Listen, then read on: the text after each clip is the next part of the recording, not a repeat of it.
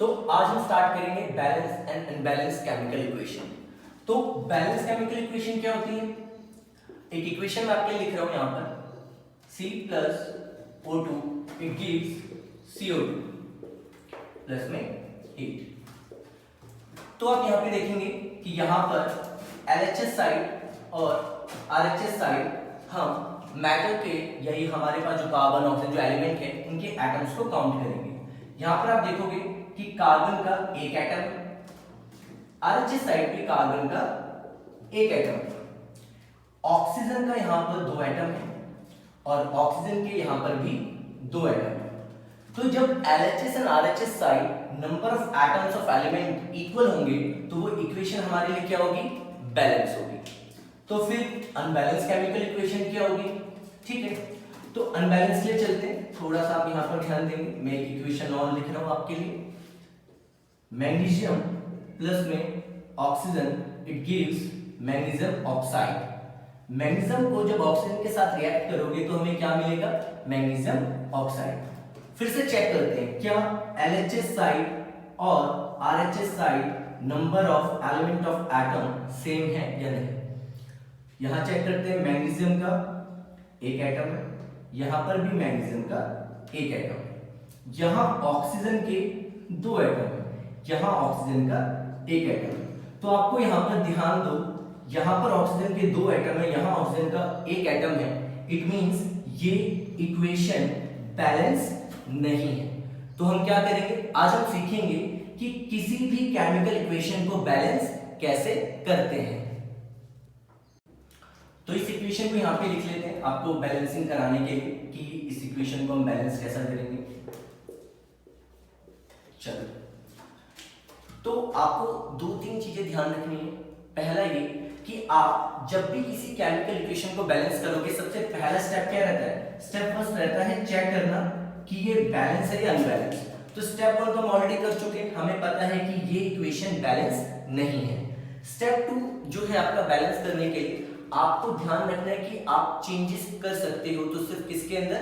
Coefficient. सबको पता है मैथ्स में आपने पढ़े कोफिशिएंट क्या होते हैं, यानी आप यहां पर वैल्यू चेंज कर सकते हो। अगर आपको नंबर ऑफ एटम ऐड करने हैं तो आप कोफिशिएंट साइड ही कर सकते हो। ठीक है, तो एक बार मैं दोबारा से लिख लेता हूं यहां पे आप लोगों के लिए कि हमारे पास मैग्नीशियम का एक एटम, ऑक्सीजन के दो एटम है। RHS साइड हमारे पास मैग्नीशियम का एक एटम और ऑक्सीजन का एक है। तो आपको पता है कि हमें क्या करना चाहिए, हमें यहां ऑक्सीजन के दो एटम चाहिए, तो मैंने यहां पर 2 लिख दिया। ठीक है, मैं यहां पर क्या फिल कर रहा हूं? 2। अब होगा क्या, ये कंप्लीट मैग्नीशियम ऑक्साइड, ये पूरा क्या है? मैग्नीशियम ऑक्साइड, ये पूरा कंपाउंड जो है वो 2 से मल्टीप्लाई हो जाएगा, यानी मैग्नीशियम भी 2 से मल्टीप्लाई होगा, ऑक्सीजन भी। तो आप देखोगे कि पहला स्टेप जो हमने किया कि हमने यहां पर ऑक्सीजन को मैच करने के लिए 2 से मल्टीप्लाई तो कर दिया, ऑक्सीजन मैच कर गई, बट प्रॉब्लम क्या आ गई हमारे मैग्नीशियम के साथ। अब हमें क्या करना पड़ेगा, अब हमें Mg+O2 और यहां पर हम 2MgO लिख चुके हैं। अब हम नेक्स्ट स्टेप में क्या करेंगे, यहां मैग्नीशियम के अंदर चेंज करेंगे। क्यों? क्योंकि हमारे पास मैग्नीशियम 1 है, ऑक्सीजन 2, यहां पर मैग्नीशियम 2 है और ऑक्सीजन 2। तो आपको दिख रहा होगा कि हमें जो चेंज करना है वो किसके अंदर करना है? मैग्नीशियम के अंदर। तो मैग्नीशियम के अंदर चेंज करने के लिए क्या करोगे? 2 से मल्टीप्लाई। अब सिर्फ मैग्नीशियम मल्टीप्लाई होगा, ऑक्सीजन नहीं, तो यहां पर क्या होगा? ये मल्टीप्लाई। तो अब आप देखोगे कि आपके LHS साइड और RHS साइड मैग्नीशियम भी 2 है और ऑक्सीजन भी 2 है। तो बहुत ही ज्यादा इजी है किसी भी केमिकल इक्वेशन को बैलेंस करना। दो छोटे छोटे स्टेप किए हमने। पहला स्टेप ये चेक करना कि इक्वेशन बैलेंस है या अनबैलेंस। जैसे आपने चेक कर लिया कि इक्वेशन बैलेंस है या अनबैलेंस, सेकंड स्टेप होता है कि बैलेंस करने के लिए कितने number of element of atom जो है वो प्रेजेंट है LHS RHS, और फिर कोफिशिएंट के अंदर हम उसको चेंज कर देते हैं। ठीक है, अब हम 2-3 एग्जांपल और लेते हैं इसके। तो अब हमने आपके लिए 3 एग्जांपल और लिख लिए। इन 3 एग्जांपल्स में भी हम क्या करेंगे, इनको बैलेंस करेंगे। पहला स्टेप भूलना नहीं है, स्टेप फर्स्ट क्या है, ये चेक करना है कि इक्वेशन बैलेंस है या फिर नहीं है। तो स्टेप 1 में हम चेक कर रहे हैं एक्चुअल में कि ये बैलेंस है या नहीं। तो LHS साइड और RHS साइड जितने भी एलिमेंट्स के नंबर ऑफ एटम्स है वो लिख लेंगे। जैसे सल्फर के यहाँ पर 8 हैं और ऑक्सीजन के यहाँ पर 2 हैं। सल्फर का यहाँ पर 1 है और ऑक्सीजन के यहाँ पे 2 है। तो आपको दिख रहा है कि ऑक्सीजन तो मैच कर रहा है, हमें एक्चुअल में किसको बैलेंस करना है? सल्फर को। ठीक है, तो चलते हैं। हमने कहा S8 प्लस में O2 gives SO2। चेंज कहां कर सकते हैं हम? सिर्फ कोफिशिएंट में। कहां पर चेंज कर सकते हैं हम? सिर्फ कोफिशिएंट में। ठीक है, चलो तो हम चेंज करेंगे। हमें पता है हमारे पास S8 है, O2 है, यहाँ पर S1 है, यहाँ O2 है। तो आपको दिख रहा है कि सल्फर, हमें सबसे पहले सल्फर को बैलेंस करना है। तो सल्फर को बैलेंस करने के लिए क्या करोगे? 8, हम इसे 8 से मल्टीप्लाई कर देंगे। तो सल्फर क्या हो गया? 8। बट प्रॉब्लम क्या है, ये जो 8 है वो इस ऑक्सीजन से भी मल्टीप्लाई होगा। तो यहां पर भी मल्टीप्लाई होगा, ये ऑक्सीजन को कितना कर देगा? 16। ध्यान रखना, एक सिंगल स्टेप में कभी भी इक्वेशन बैलेंस नहीं हो पाती। उसका रीजन यही है कि जब आप एक को बैलेंस करते हो तो मे बी चांसेस कि दूसरा एलिमेंट जो है वो अनबैलेंस हो जाए। इसलिए आपको 2-3 स्टेप में इस क्वेश्चन को पूरा करना पड़ेगा। आगे चलते हैं। हमें S8 प्लस में O2 gives 8SO2। अब हमारे पास क्या क्या है दोबारा देख लेते हैं। सल्फर यहाँ पर 8 है, दिख रहा है, ऑक्सीजन यहाँ पे 2 है। सल्फर यहाँ पर भी 8 हो चुका है, बट ऑक्सीजन यहाँ पर कितनी हो चुकी है? 16। अब आपको दिख रहा है कि सल्फर तो ऑलरेडी बैलेंस हो चुका है, अब हमें सिर्फ ऑक्सीजन को बैलेंस करना है। तो ऑक्सीजन को बैलेंस करने के लिए क्या चाहिए? हम यहाँ पर लगा देते हैं 8। इससे क्या होगा? सिर्फ ऑक्सीजन 8 से मल्टीप्लाई होगी।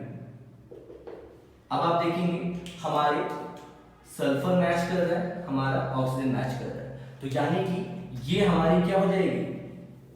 Balance equation. ठीक है, तो ये स्टेप बाय स्टेप चलेंगे। लेकिन जब आप न्यूमरस क्वेश्चंस प्रैक्टिस कर लेंगे, एग्जाम में आपको 3 मार्क्स का क्वेश्चन आएगा जिसमें 3 इक्वेशन दी होंगी। क्या 3 मार्क्स के लिए आप इतने सारे स्टेप्स लिखोगे? वो भी हर एक सिंगल क्वेश्चन में नहीं, आपको थोड़ा सा फास्ट होना पड़ेगा। ठीक है, तो मैं यहाँ पर जैसे डायरेक्ट आपको कराने की कोशिश कर रहा हूँ। अब एक बार देख लें इसे। हमें यहाँ पर दे रखा है आयरन प्लस में ऑक्सीजन और ये हमें आयरन ऑक्साइड। ठीक है, तो मैं डायरेक्ट कराने की कोशिश कर रहा हूँ। यहाँ पर आयरन का 1 है और यहाँ पर आयरन के कितने हैं? 2। तो आपको पता है कि पहले स्टेप में हमने देख लिया अनबैलेंस है, और अब हमें क्या करना है? सबसे पहले आयरन को बैलेंस करना है। तो हमने यहाँ पर आयरन के आगे 2 लगा दिया। आयरन 2, ऑक्सीजन यहाँ पर क्या है? 2, और ऑक्सीजन यहाँ पर क्या है? 3। तो यानी मैच नहीं कर रही। हमने कहा यहाँ पर ऑक्सीजन को भी क्या करना पड़ेगा? चेंज। तो कैसे कर सकते हैं? हमने कहा यहाँ पर लगा देते हैं 2, तो ये हो जाएगा 3 2 जा 6, और यहाँ लगाते हैं 3 3 2 जा 6। बट क्या ये बैलेंस हुई? नहीं, ये इक्वेशन अभी भी बैलेंस नहीं है, क्योंकि अगर आप ध्यान से देखेंगे तो हमारे पास ऑक्सीजन तो कितने हो गए? 6। ऑक्सीजन कितने हो गए? 6।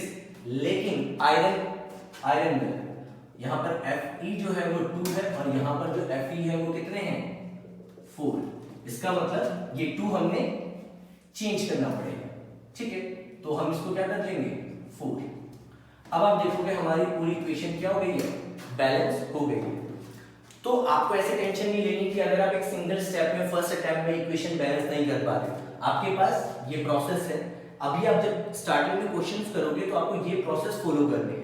जब आप बहुत सारे क्वेश्चंस प्रैक्टिस कर लोगे, फिर आप एक सिंगल लाइन से भी, यानी एक सिंगल स्टेटमेंट लिखने के बाद उसमें भी उसे बैलेंस कर सकते हो। और स्टार्टिंग में पेंसिल यूज कर लें, जैसे हम यहाँ पे मार्कर से इसको मिटा रहे हैं, रब कर रहे हैं। आप जब घर पे प्रैक्टिस करें तो आप क्या यूज कर लें? पेंसिल। ठीक है, चलो लास्ट नोट वाले पे चलते हैं अपनी। तो फिर से हम लिख लेंगे MgOH2 plus HCl magnesium chloride plus में 1। तो अब ध्यान दो, मैग्नीशियम यहां पर 1 है, मैग्नीशियम यहां पर भी 1 है, ऑक्सीजन यहां पर 2 है। ये ब्रैकेट लगा है, यानी ऑक्सीजन और हाइड्रोजन दोनों 2-2 एटम है। तो ऑक्सीजन यहां पे 2 है, ऑक्सीजन यहां पर 1 है, हाइड्रोजन यहां पर 2 है और एक 3, हाइड्रोजन यहां पर सिर्फ 2 है। क्लोरीन यहां पर सिर्फ 1 है, क्लोरीन यहां पर 2 है। क्रॉस चेक करके रीड कर सकते हो, या फिर ऐसा बॉक्स बना के टी बना के LHS RHS करके भी आप लोग लिख सकते हो। यहाँ पे चलते हैं। मैंने कहा ठीक है, मैं सबसे पहले ना क्लोरीन को देखता हूँ। यहाँ क्लोरीन 2 है, यहाँ क्लोरीन 1 है, तो मैंने 2 लगा दिया। इससे हुआ क्या, क्लोरीन 2 हो गए, तो मेरा क्लोरीन तो मैच कर गया। हाइड्रोजन 2, हाइड्रोजन 2, ठीक है, यानी 4, तो मैंने यहाँ पर 2 लगा दिया। अब मैं देखता हूं कि क्या ये इक्वेशन बैलेंस हुई। यहां पर मैग्नीशियम कितने हैं, 1, ऑक्सीजन यहां पर है 2, हाइड्रोजन 2 और 2 यानी कि 4, और क्लोरीन यानी कि 2।